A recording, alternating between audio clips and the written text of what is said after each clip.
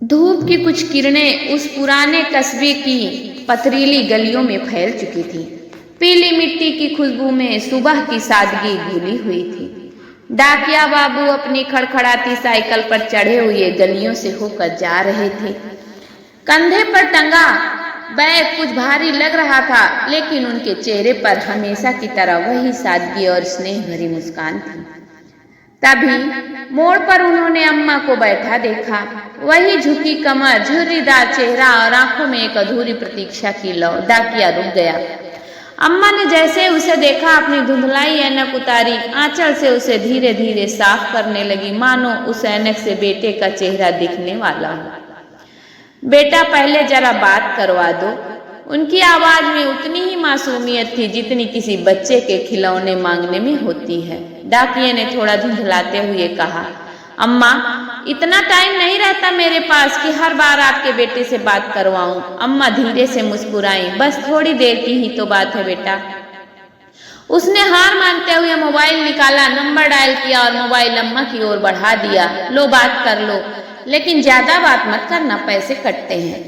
अम्मा का चेहरा खिल गया जैसे सूखी जमीन पर बारिश की पहली बूंदें पड़ी हों। फोन कान से लगाकर उन्होंने धीरे धीरे बेटे की खैरियत पूछी। जवाब के हर शब्द पर उनके चेहरे की झुर्रियां जैसे थोड़ी और खुलती चली गईं।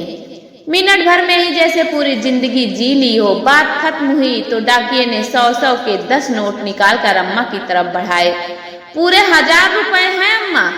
अम्मा नोटों को गिनने लगी, फिर 100 का नोट अलग निकालकर उसकी तरफ बढ़ाया। ये रख लो बेटा, हर महीने मेरी बात भी करवाते हो, कुछ तो खर्चा होता होगा ना।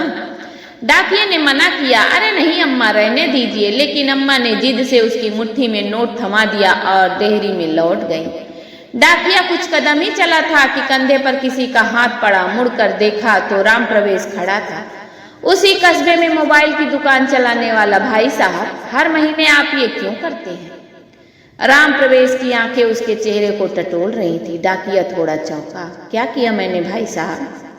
आप हर महीने अम्मा को अपनी जेब से पैसे देते हैं और फिर मुझे फोन पर इनसे बेटे की तरह बात करने के लिए पैसे भी देते हैं, क्यों? डाकिये की आंखें झुक गईं जैसे कोई राज अचानक सामने आ गया हो। थोड़ी देर चुप रहने के बाद उसने कहा, मैं पैसे इन्हें नहीं अपनी अम्मा को देता हूँ। मतलब? डाकिये ने एक गहरी सांस ली। कुछ महीने पहले इनके बेटे की संक्रमण से मौत हो गई थी।